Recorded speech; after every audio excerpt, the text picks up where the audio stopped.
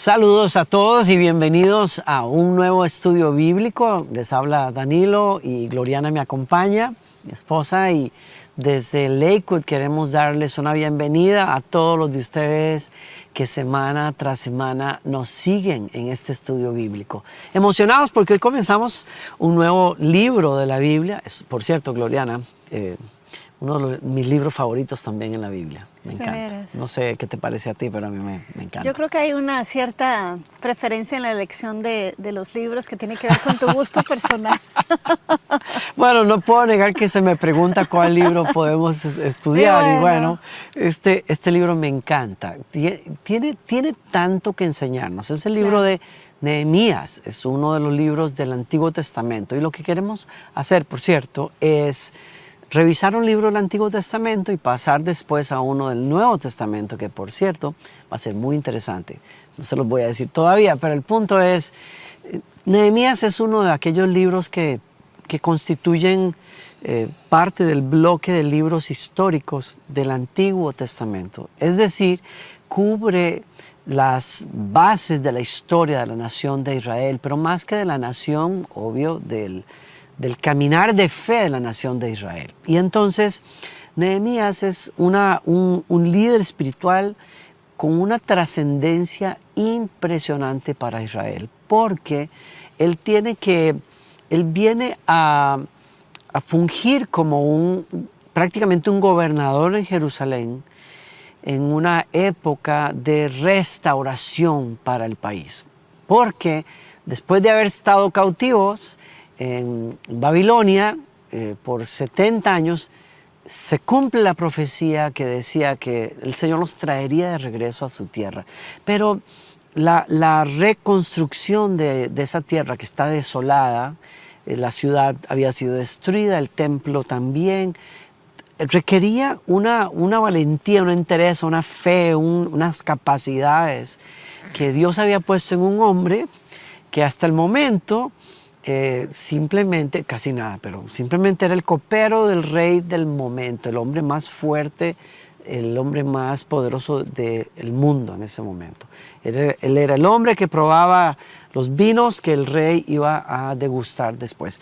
Y él es la persona que recibe las noticias de cómo está Jerusalén y abraza la visión que Dios le da de dirigir toda esa reconstrucción. Ese es Nehemías, y es una historia fascinante. Vamos a aprender mucho acerca de él, de su fe, de su liderazgo, de cómo gestionó todo este avivamiento también que se dio. Hay otra persona clave por ahí que se llama Esdras, y en algún momento quizás estudiemos a Esdras, pero Nehemías es el libro. Así es que veamos algunos detalles, Gloriana, de cosas importantes. Tomen nota, por favor. Por cierto, en el chat, saludos a todos los de ustedes que nos ven en muchos países alrededor del mundo. Un abrazo, familia amada, y déjenos saber desde dónde nos están viendo. Les recuerdo también, las notas van a estar acá. Sí. Pídanlas o sigan el enlace y consigan las notas y estudianlo luego y dénselo también, compártanlo con otras personas. Claro, es importante que nosotros entendamos que en estos estudios bíblicos vamos a estar tocando temas muy importantes como fechas, años. No es una predicación que estamos dando. Obviamente en una predicación queremos causar la inspiración, y cuando nos acercamos a la palabra de Dios es imposible no salir inspirados. Pero también es importante ir a la parte técnica, a qué estaba sucediendo, al contexto histórico, de pronto a un contexto social y social económico, para poder entender la palabra realmente desde muchas aristas, ¿no? En poder entender la situación y sacarle el máximo entendimiento. Queremos hacer un poquito de memoria de qué es lo que está pasando con el pueblo de Israel, pero específicamente con el reino del sur, que es el reino de Judá. Cuando ustedes se acuerdan, en toda la historia los profetas empezaron a advertir al pueblo: por favor, regresen de la idolatría que habían ellos tomado de otros pueblos vecinos. Y entonces, cuando ellos no se arrepienten, después de años del Señor estar llamándoseles la atención, los profetas empezaron a decir: va a llegar el juicio de Dios. Y este juicio lo ejecuta para el reino del sur el imperio de Babilonia. Y es aquí en donde el rey del momento es Nabucodonosor. Ese rey que sabemos y que conocemos en el libro de Daniel. Entonces es Nabucodonosor el que ejecuta ese exilio, lleva al pueblo de Judá que vive en Jerusalén, los arrastra, los lleva a Susa, que es la capital del imperio de Babilonia. Ahora, no es que llega como que arrasó y se los llevó a todos de una vez. La palabra de Dios y la historia que hay en la palabra de Dios nos enseña que fueron 3 grupos que se fueron llevando. Primero, Sitia, o sea, Nabucodonosor se declara este imperio que va a dominar sobre toda esa región. Y entonces en el primer exilio es donde vemos que salen Daniel y sus 3 amigos. Él lo que lleva primero es a los príncipes. Él lo que quiere es, su idea no fue nunca arrasar con el pueblo, ni arrasar con Jerusalén, ni con su templo, ni con su religión, sino realmente que el pueblo estuviera entendiendo el imperio. Entonces se lleva por eso esas mentes brillantes para que aprendan toda la cultura. Pero ¿qué sucede? Que Judá quiso siempre rebelarse. Entonces los reyes que quedaban, en ese momento el rey Joacín fue el que quedó, él se empezó a aliar con Egipto, se empezó a aliar con Edom, se empezó a aliar con otras naciones para hacerle la guerra y no ser subyugados bajo Nabucodonosor. Esto no le gustó a Nabucodonosor, entonces él regresa ahora sí en un son ya más agresivo, en un son de guerra. Y en este segundo ataque, ellos vienen y ya arrasan a la mayoría de las personas. Y entonces hay guerra, hay violencia y se llevan a un gran número de personas, dejan siempre los más pobres y las personas para que haya alguien cultivando tierra. ¿Quién le sigue? Le sigue el rey Sedequías, es que se llama, ¿verdad? Sedequías fue el que... Sedequías es ese segundo rey que ahí está paralelo el profeta Jeremías en la historia. Entonces, ¿qué estamos viendo? Estamos viendo a un cierto pueblo en el exilio, en Babilonia, está Daniel allá, pero ¿quiénes se quedan en Judá? Se queda un rey bajo el dominio de Nabucodonosor con un profeta que se llama Jeremías. Y el profeta le habla también de arrepentimiento y de que entienda el juicio de Dios, pero Sedequías, ¿qué oyó? ¿A quién oyó? Oyó a falsos profetas que le decían, no, que vas a estar siendo subyugado bajo el rey Nabucodonosor, vuelve y alíate con otras naciones. Y este rey toma la misma posición que tomó el rey anterior y entonces se alía otra vez, busca aliados de otras naciones y Jeremías le anticipa lo que va a pasar, que iban a morir sus hijos, viene un juicio. Y es cuando en esta historia vemos que qué terrible que él fue testigo de la muerte de sus hijos y después de que vio morir a sus hijos, le sacan los ojos y lo llevan preso. Y aquí es donde cuando usted puede ver todo esto con el profeta Jeremías. Pero ¿por qué traigo esto a colación? Porque es Jeremías precisamente el que dice, la esperanza es que Dios quiere, es parte del plan de Dios que hay este exilio, pero después de 70 años el pueblo va a regresar. Y vaya que este exilio, ¿cómo influyó a la nación de Israel? Porque eran los más sabios del momento. O sea, aunque fue muy doloroso, no podemos negar el avance que trajo el ellos estar bajo esta cultura para que luego trajeran esto al pueblo de Israel. ¿Qué pasa 70 años después? Ahora están todos cautivos allá en Babilonia, pero ¿qué pasa? Que ahora el rey que está se llama Ciro. Ciro es la persona que empieza a liberar al pueblo de Israel. ¿Y bajo quién? Bajo el liderazgo de un sacerdote que se llama Esdras. Por eso vemos siempre juntos en la Biblia, en este paquete de libros históricos, vemos juntos al libro de Esdras, al libro de Nehemías y al libro de Esther. ¿Por qué? Porque son estos 3 libros que se dan en el exilio. Entonces, por eso estamos entendiendo un poquito más cómo es que están los libros de la Biblia organizados y por qué estos 3 libros están juntos. ¿Por qué? Porque estos están, repito, en el exilio. Ahora, Esdras es el encargado del primer grupo que regresa a Jerusalén. Y entonces en ese grupo se da lo que es la reconstrucción del templo y la reconstrucción de las casas. Pero ¿qué pasa? que la ciudad de nada sirve empezar como que tú construyes tu casa pero no le pones ventanas. No es seguro vivir en una casa sin ventanas, no es seguro vivir en una casa sin puertas, porque en cualquier momento te pueden saquear. Y es efectivamente lo que está pasando en este momento. Hay mucha gente enemiga de Israel que no están contentos que Israel esté regresando, que haya el favor con Ciro. Luego Ciro muere y vienen los reyes Jerjes, Artajerjes, también, que es lo que vemos en la Biblia. Y es aquí, bajo este reinado de Artajerjes, se cree que es más o menos 20 años después del primer grupo que regresa, que es en donde está Nehemías, ahora bajo este rey. Artajerjes I es lo que se cree que es por la ubicación histórica. Y entonces vemos que Dios pone a Nehemías en un lugar de tanto favor, que es el copero del rey. Y entonces aquí vamos a empezar ahora sí nuestra historia. Estamos leyendo Nehemías, el capítulo 1. Dice, estas son las memorias de Nehemías, hijo de Acalías. A fines del otoño, que es en el mes de Quisleu, del año 20 del reinado del rey Artajerjes, me encontraba en la fortaleza de Susa. Ananí, uno de mis hermanos, vino a visitarme con algunos hombres que acababan de llegar de Judá. Les pregunté por los judíos que habían regresado del cautiverio y sobre la situación en Jerusalén. Me dijeron, las cosas no andan bien. Los que regresaron a la provincia de Judá tienen grandes dificultades y viven en desgracia. La muralla de Jerusalén fue derribada y las puertas fueron consumidas por el fuego. Cuando oí esto, me senté a llorar.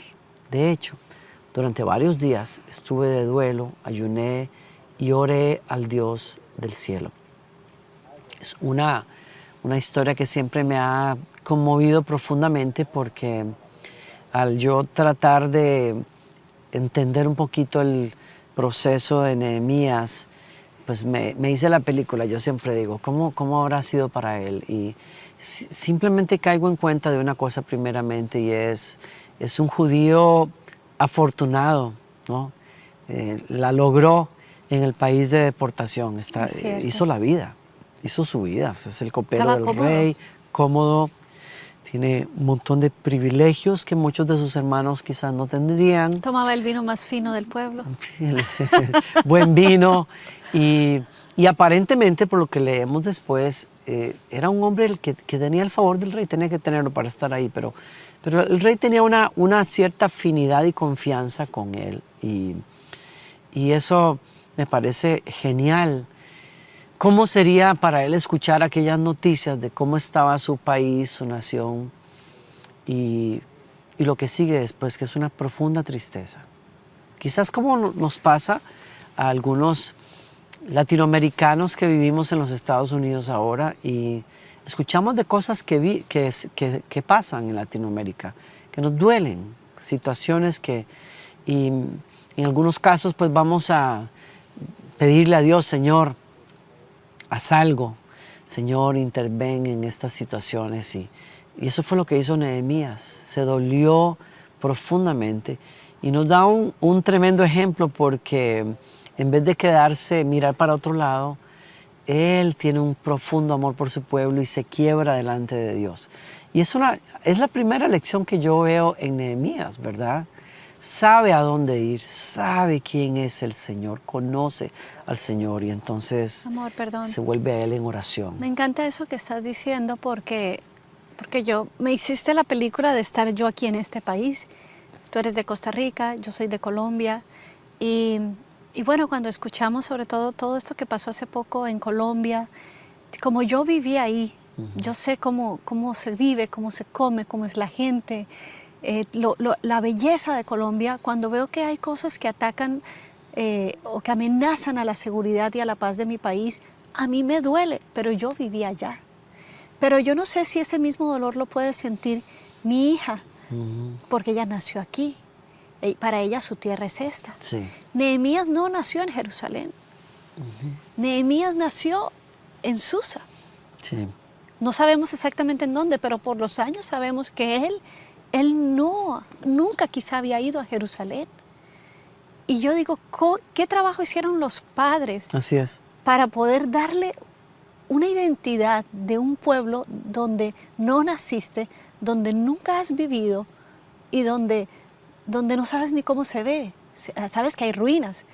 Pero ¿qué anhelo puede tener este hombre para poder regresar, estando en un lugar, como tú dijiste, tan cómodo? Bueno, lo que pasa es, yo lo que creo es que la conexión la da la fe que se le había Exacto. transmitido. Entonces, Nehemías sabe que el pueblo de Israel es un pueblo que tiene propósito y que tiene al Dios verdadero al que adoran. Eso es lo que lo aterriza.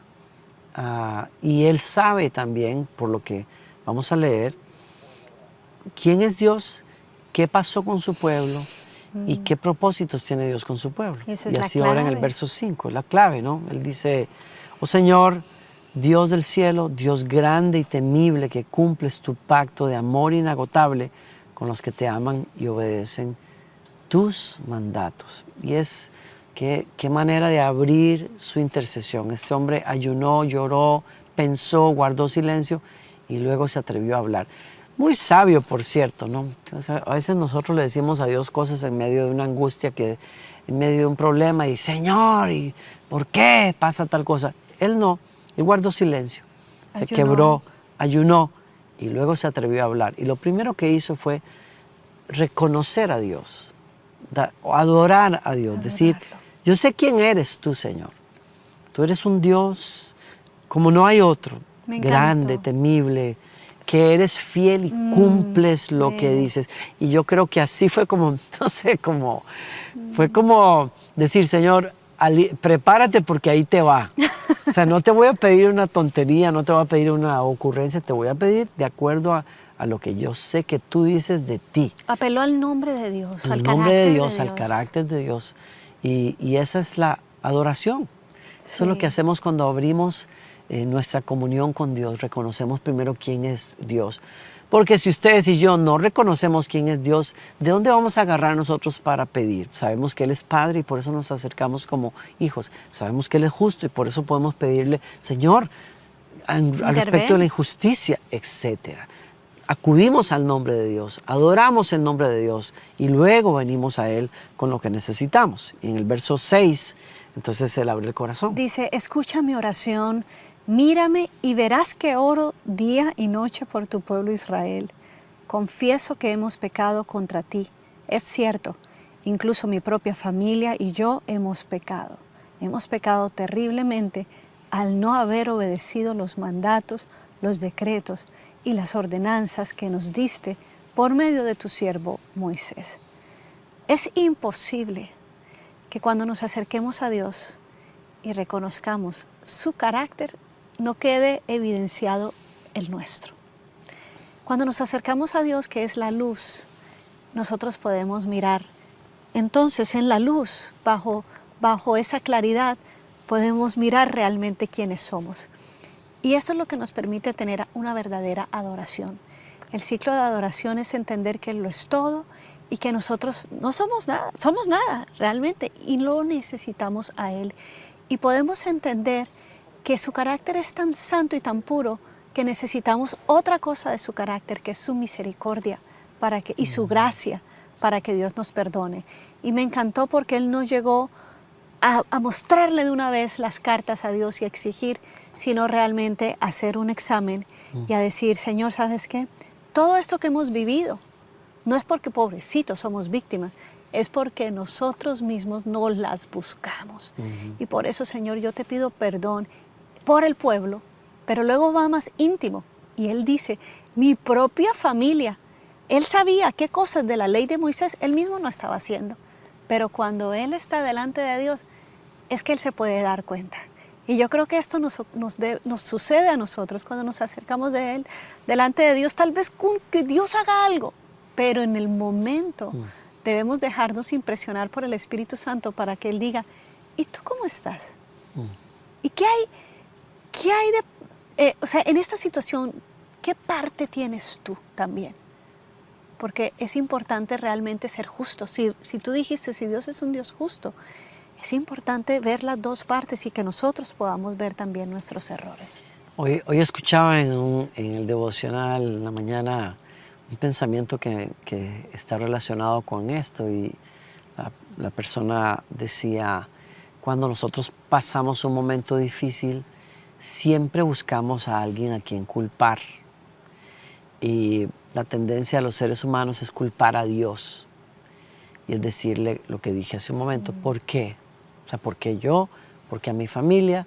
¿Por qué a mi país nos pasa esto? ¿Y por qué tú? O sea, ¿por qué permites que haya sufrimiento en el mundo, etcétera?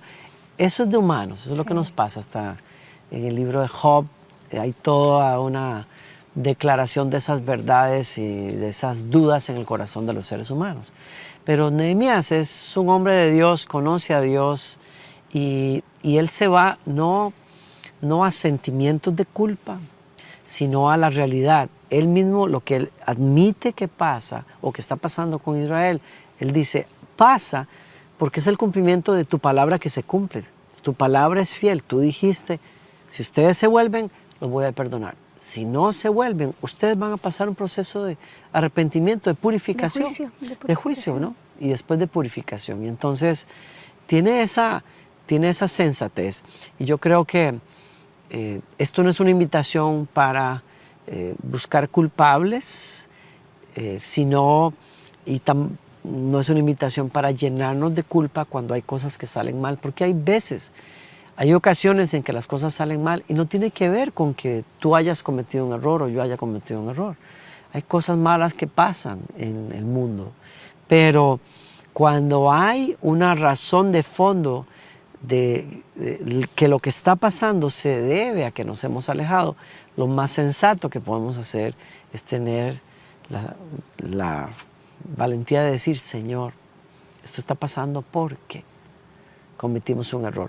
Y lo bueno de él también es mi parte, mi propia familia. Nosotros hemos pecado, Señor, contra ti. Sí. Y aquí en el verso 8 dice, te suplico que recuerdes lo que le dijiste a tu siervo Moisés. Si me son infieles, los dispersaré entre las naciones. Pero si se vuelven a mí y obedecen mis mandamientos y viven conforme a ellos, entonces, aunque se encuentren desterrados en los extremos más lejanos de la tierra, yo los volveré a traer al lugar que elegí para que mi nombre sea honrado. Y el verso 10, el pueblo que rescataste con tu gran poder y mano fuerte es tu siervo. Y aquí viene la apelación, oh Señor, te suplico que oigas mi oración. Escucha las oraciones de aquellos quienes nos deleitamos en darte honra. Y esto es clave, subrayen esto. Escucha las oraciones de aquellos quienes nos deleitamos en darte honra. ¿Por qué? Porque es un hombre que admite la falla de su pueblo y la toma como suya, propia, hasta su propia familia. Pero también él dice, Señor, pero yo sé que tú escuchas a aquellos que procuramos darte honra. ¿Por qué? Porque la Escritura dice que Dios no oye la oración de un pecador, oye la oración de un justo. Los oídos de él se inclinan. Oye la oración de un pecador cuando se arrepiente, pero la oración de un hombre que no lo conoce, que no busca servirlo, Dios no escucha. Dios escucha a aquellos que aman su voluntad. Y ese es Nehemías. Y por eso la oración de Nehemías es poderosa. Y dice, te suplico que hoy me concedas éxito y hagas que el rey me dé su favor.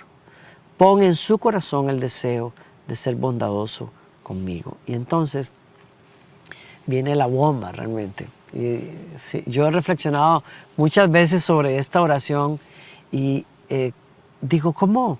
Me he dicho, ¿cómo fue que Nehemías comenzó a orar pidiéndole a Dios que restaure a su pueblo, pero al final él le está diciendo, Señor, lo que te pido ahorita es, Señor, prepárame el camino para lo que voy a hacer, lo que quiero hacer?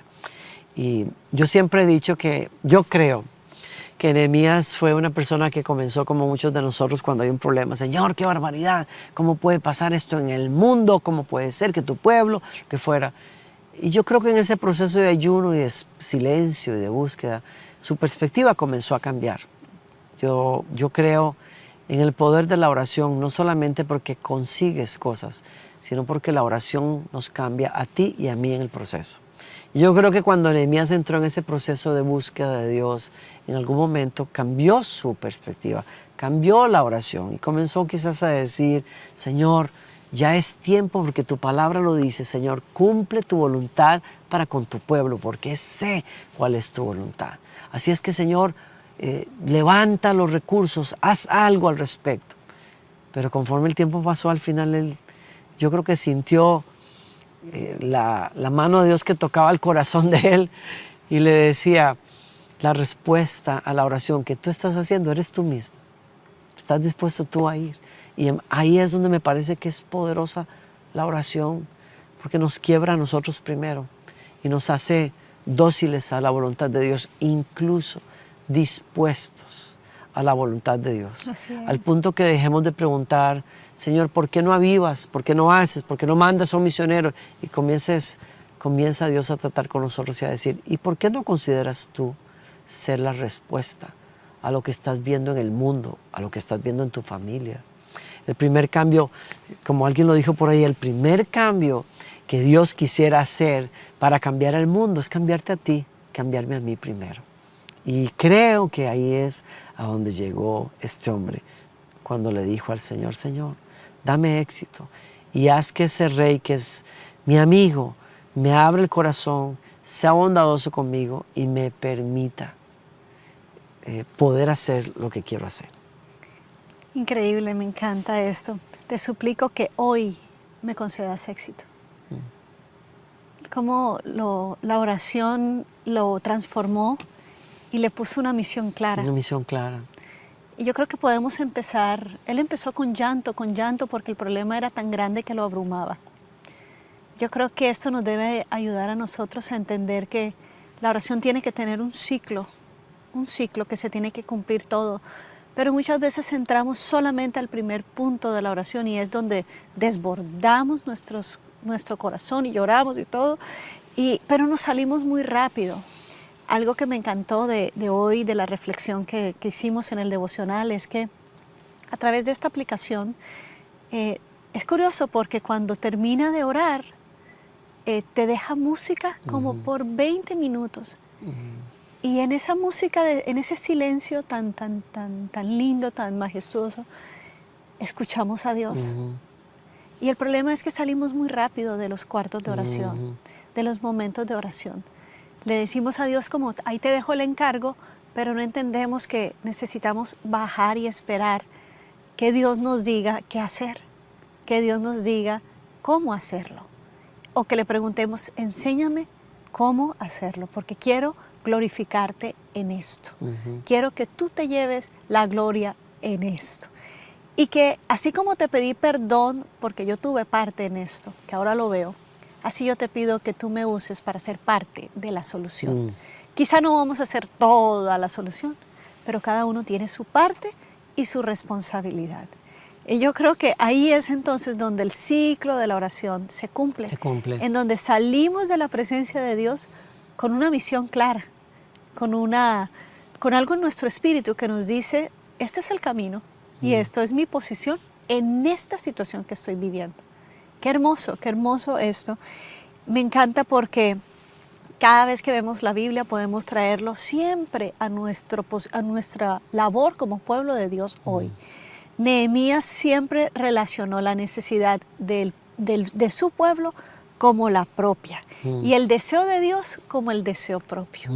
¿Qué quieres hacer, Dios, hoy en esta situación? En mi familia, en mi entorno, en mi trabajo, en la iglesia. ¿Qué quieres hacer conmigo hoy? Es la pregunta. Y entonces, pero abrazar el deseo de Dios, ¿qué tú quieres hacer? Y abrazarlo como propio. Y vemos que Nehemías encontró, vamos a seguir viendo, pero encontró estrategia y encontró efectivamente lo que le estaba necesitando, el favor de Dios, que solo es Dios luciéndose, pero ¿cómo? En un hombre que sabe estar de rodillas. Yo creo que nosotros podemos tener muy buenas estrategias y muy buenos planes, pero nunca deben reemplazarse si no hemos pasado o si esos planes no vienen del cielo. Si no nos aseguramos a escuchar a Dios, porque en nuestros planes podemos cometer errores, pero cuando decidimos someter todos nuestros planes a Dios, es donde vamos a ver el favor de Dios y la mano de Dios. Y para las cosas divinas, para las cosas que Dios quiere hacer, necesitamos que sea Él el jefe, Él el comandante y no nosotros. Y la única forma de hacerlo es de rodillas, en su presencia. Otro pensamiento finalizando es también ver a Nehemías como una persona que supo leer dónde estoy, qué Dios me dio, qué influencia tengo y cómo puedo usar esas cosas para avanzar el reino de Dios, para hacer avanzar la voluntad de Dios. Todos nosotros estamos en un lugar donde podemos hacer una diferencia, pero tenemos que conectarnos con Dios para ver cómo Él ve, sentir cómo Él siente. Eso es lo que hace la oración, la adoración. Nos muda el corazón, nos derrite la dureza de los nuestros para que podamos sentir el palpitar de Dios acerca del mundo, de tu familia. ¿Y qué tendrás tú? ¿Qué carrera? ¿Qué influencias? ¿Qué amigos? ¿Qué recursos? ¿Qué tiempo tendrás ahí que si se lo pusieras a Dios en sus manos, Dios podría hacer algunas cosas muy interesantes en tu entorno? ¿Por qué no se lo preguntas? ¿Por qué no se lo preguntamos? ¿Por qué no cerramos también este momento volcándonos al Señor? ¿Sí? ¿Por qué no oramos juntos un momento? Y le decimos, Padre nuestro, gracias, gracias por tu palabra que ilumina, que enciende el corazón, que nos acerca a conocerte. Señor, cuando leemos esta escritura, nos damos cuenta que eres un Dios justo, que cuando hablas, cumples lo que hablas.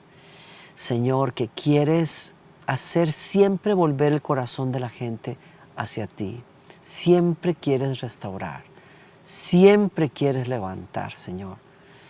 Y también aprendemos, Señor, que tú eres un Dios que quiere actuar en el mundo, pero que está buscando a alguien que quiera disponerse para ser tu instrumento, Señor. Y por eso, Señor, te pedimos hoy, Señor. Te pedimos, Señor, que nos visites, que nos hables, que nos toques el corazón. Hay situaciones que todos nosotros tenemos, que estamos viviendo, en donde no estamos viendo tu voluntad, Señor. Y si nosotros, si yo, mi familia, mi actuar ha sido la causa, Señor, te pido perdón, te pido que tu misericordia sea para con nosotros. Te pido perdón, Señor, en nombre de nuestra familia, de nuestra casa, de nuestro país, de nuestra ciudad, de nuestra iglesia. Señor, te pedimos que nos perdones si nos hemos desviado, si te hemos resistido, si hemos dejado de seguir y procurar tu voluntad y tus intereses. Hoy nos arrepentimos, Señor.